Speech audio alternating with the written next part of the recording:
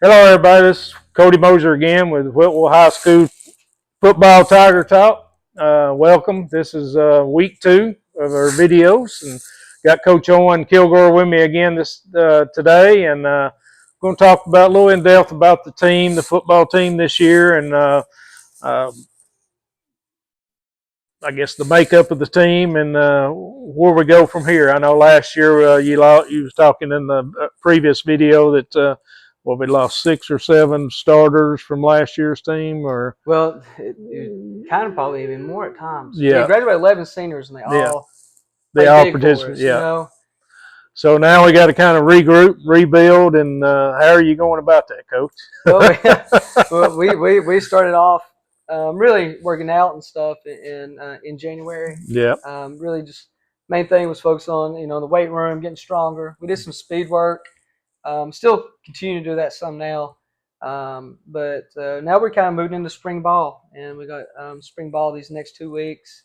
And it's been a little bit different, just number wise. Again, not having, all your baseball players, all your 8th graders coming up.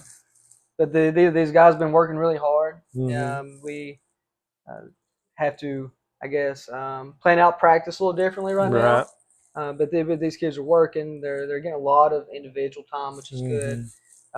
So quarterbacks throwing the ball around a lot. Receivers getting to catch. The same for the tight ends. O-line working, down there doing their unit stuff, and just learning a lot of ball right now. Just trying to get the basics. And I think the biggest thing for us coaches is that we're doing a few things differently. I know we was probably going to get into that, but offensively and defensively. And so offensively, we're trying to find ways to get the ball farther downfield on throws. Not just we still want to be heavy on our pregame stuff, but really take shots and stuff that kind of correlates well with that.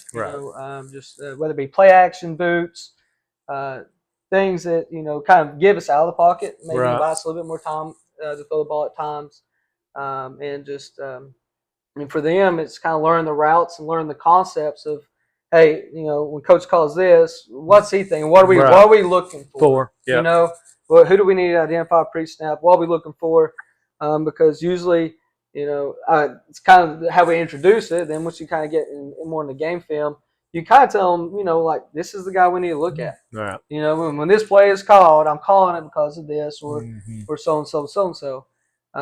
So they're really grasping a lot of that right now, and we're trying to learn too. I guess you can do this every year, but especially when you're putting some more new things in. Is what can we do? What can we do well?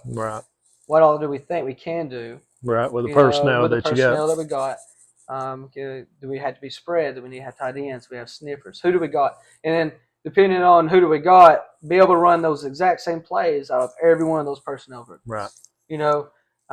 Just give them different formations, motions, but being able to, we could very easily be almost I would say a 12 personnel team. 2 tight ends, a running back, 2 receivers, very balanced.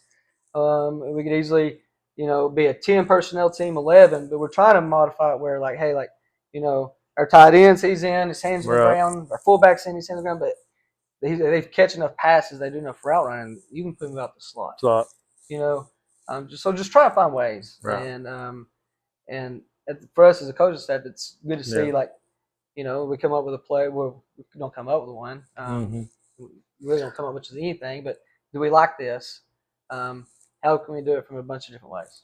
I know last year you was very small on the offensive defensive line, especially the offensive line. Looks like you got a little bulk maybe this year coming up on the offensive line and defensive line. I'm sure that's going to help you kind of incorporate some new things or different things to help you there. It does, and I think if you look at last year's O-line, it's one of them. I start my linebacker, Kane Smith, and so he had a lot on him. It was hard to have him focus on everything I wanted him to do. My linebacker on defense, and go to O-line. The guys we got playing O-line this year are more O-linemen. So if anything, they'll be playing D-line, which is they're not making checks, they're not seeing formations, they're kind of just lining up, winning their gap. So I think that even helps. because there's a lot that goes on the offensive line mainly. Yeah. And we got a few new kids, some big boys Mm-hmm. that came out. We're still working on a few around in the school that I really think they could help us out. Yeah. Just love for them to come watch us at least. Yeah. Don't have to practice, just watch and kind of see what they think. Yeah, maybe in a few weeks we can put them on live video here. There you go. Get them some interested, get them on video. But let's talk about the feeder. I mean, obviously you rely on the junior high and middle school, and I mean, what's the approach there to get them maybe interested, and involved in coming to the high school level, take that next step in the high school level? The biggest thing is, I think, starting just from the school standpoint at first, the Whitwell High School does an incredible job. I think the teachers up here do an outstanding job. Everybody's really in here for the students. A lot of people that teach up there from around here. Not everybody, but like you got kids. You're their parents. Their lot home situation. So these parents really care about them, and then it's a disciplined school. These kids go to class. They do well in grades, and they test really well in these state tests. Right. That we're getting, being level 5 school since I've been here 3 or 4 years in a row. Right. So academics is really big. I think a lot of people got to understand that. And we might not be able to match everything Baylor does. Right. We're pristine private schools, but like when it comes hey, is your kid getting? Is he going private? Is he going public? Well, if he's going public, there's no reason to leave Whitwell. It's the best. You can look at all that stuff Scores and see. So I think that's the big thing is Whitwell, you're going to get a good education. There's so many people from different areas around Whitwell that grew up going to different times in Whitwell. They're extremely successful. Yeah. Extremely. So I think that's big. And then next, I think getting involved with the youth and the middle school. So when they are coming up, just because they ain't going to Whitwell because Whitwell's a good high school, they're coming to Whitwell because they want to play for Whitwell football. Yeah. They want to play for Whitwell. It's something that I did when I was growing up. Coach Green was the head coach. You had Chase Griffith, Bubba Smith. That's who I watched them. Run around the corner down here. Yeah. Playing some tag football and watching that. That's probably my favorite memories as a kid. I loved going to Whitwell High School football games. Right. Whether I watched it or I was in the end zone playing with my buddies. I loved every second of it. I think you mentioned something about maybe recognizing junior high and stuff during the games. Make sure that they get some kind of recognition that they need and deserve, and hopefully, I mean, that little kid in the 6th grade, he might say, "Man, I got to go on the football field last night," and he might want to take that along with him. Yeah, that's one of the big things we're doing for the youth camp. And that's from what age group? June 9th and 10th. And the age groups is from 1st grade to 8th grade. Okay, so wide range. Enter 1st grade, enter in 8th grade. June 9th, 10th, and the 12th. Skipped an 11th because of church on Wednesday night. Yep. They're all of them are free to come. And, oh wow! So I'm gonna send out some stuff. It is gonna be $50 per camper, but we'll have T-shirts. Right. And stuff. So it'll be a lot of fun. The kids are going to work hard. They're going to get better, and they're going to have fun. We'll have a lot of fun with it too. So. Yeah, and then like I say, they're playing Tiger football, right? They're playing Tiger, and I think it's just good that that they see us coaches there. Yeah. And we'll have some players here. Right. Some former players went to go play college football. Right.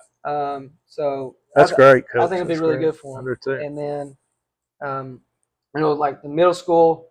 They play on our fields on Thursdays. I think, getting them a little bit more involved on Friday nights too would be a big thing. Right.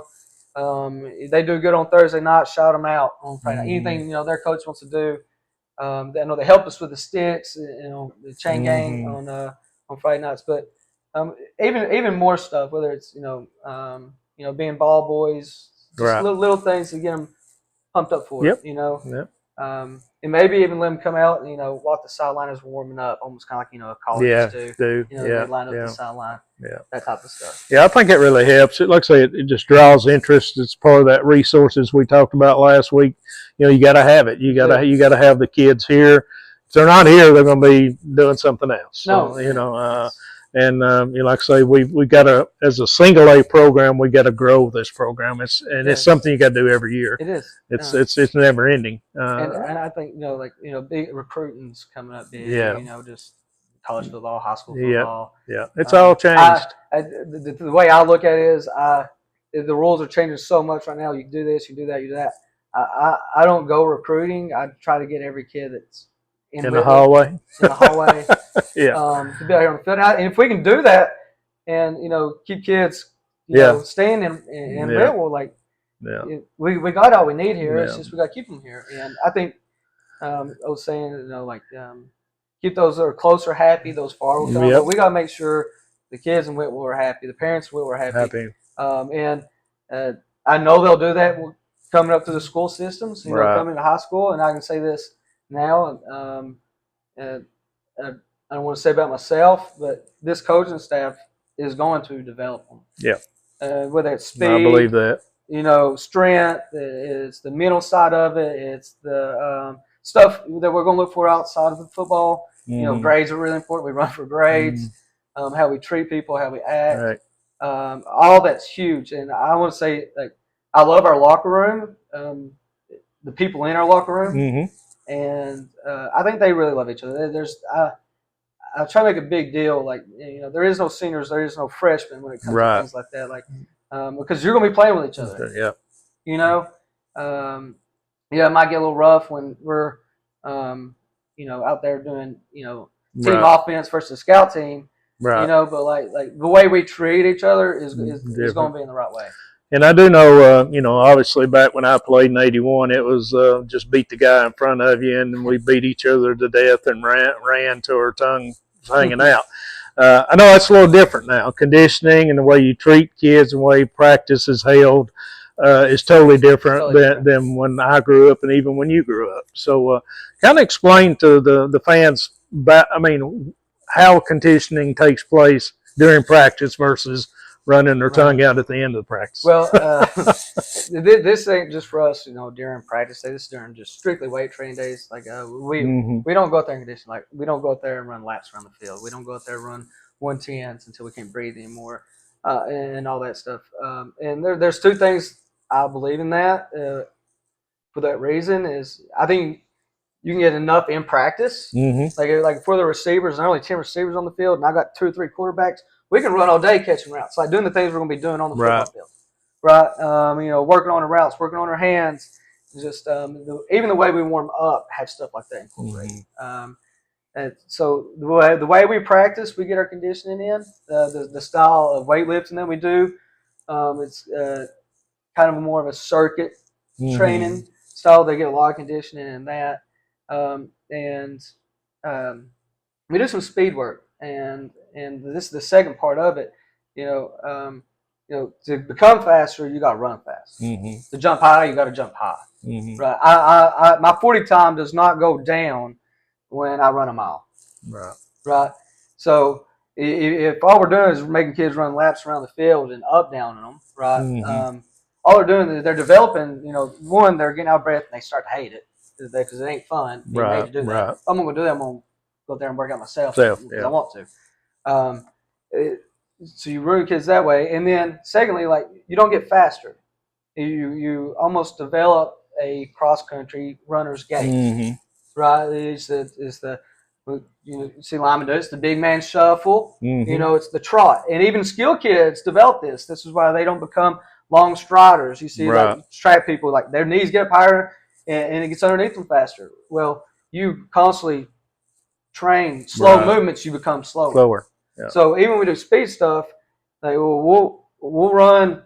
The farthest we've ran this year so far is 40 yards. Well, we sprinted 40 yards, and literally they get a minute to minute and a half to get back. And we might do, 6 of those. You're right. Now we do some A skips and a lot of a lot of speed drill type work when it comes to just running. you might run 5 or 6 40s. Yeah.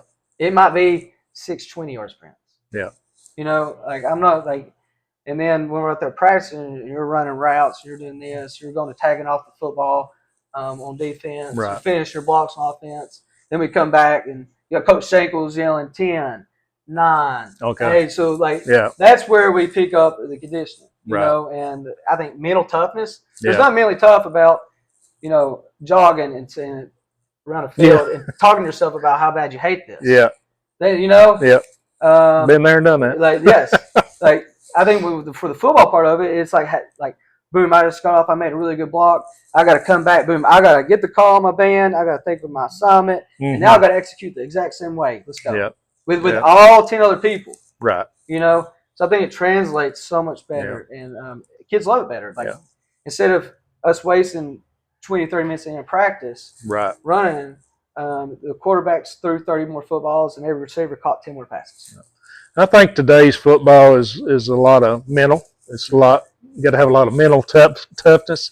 You know, because there's strategies, right? I mean, you're gaming against the next opponent, and you're watching a lot of film. You're watching a lot of personnel matchups. And that's what the game's about today. It's about personnel matchups and schemes to get you downfield or stop them from going downfield. And I think that's one thing that even I have a hard time understanding, because back when I played, it was, you know, like I say, the best guy won. Not you know, just the hardest you could hit them, you know. But it ain't like that anymore. And just kind of explain that to people that don't really understand the scheme or the way football works today. Well, to kind of give you an example of this, when I was at the University of Tennessee as an assistant, and I was leaving, I was going to Jacksonville State, and my DB coach at the time, and almost everything I teach and talk about defensively comes from him, and he was, you know, told me, he was like, hey, there's a few things that we don't talk about. You know, like almost like the insider trade secret stuff. You know, there's a few things we don't talk about. This was in 2012 and 2013. It's 2013. And, well, now in 2025, I go on YouTube. Like every single thing I knew what he was telling me not to say, every single bit of it's out there. Right. So, like if you want to know football, like there's you can follow people on Twitter or X. That, you know, that's what they do. They get paid to do that. Really, it's just break down film, do this. They do clinics. They do that. If you want to know football, you can know football. Right. So it's not limited to this. It's really anybody who really wants to dig down and know it. Know it. And and the great thing about it is it's only one of those things that takes years and years, and it's ever changing, just like every sport. So you never, something's constantly changing. You know. So, like, I think kids have to study it a little bit more, and just because so much is being thrown at them, you know, it's not I formation, it's not just, you know, wing tee, it ain't just flex bone. Yeah. You might get a team that does all that in one game. You know. Oh yeah. So it's the knowledge that it takes has to, you know, be there, and that's why we study a lot of film. So that's that aspect of it. And then when it comes to the physical part of it, how much it's changed as well is, you know, it's still the most physical team wins. That is football. Right. But learning how to get to game day, I think, has made the biggest difference in that kind of too. You know, like your goal is to be your best on Friday. It ain't to wear them out and see how tough you're on Tuesday. Right.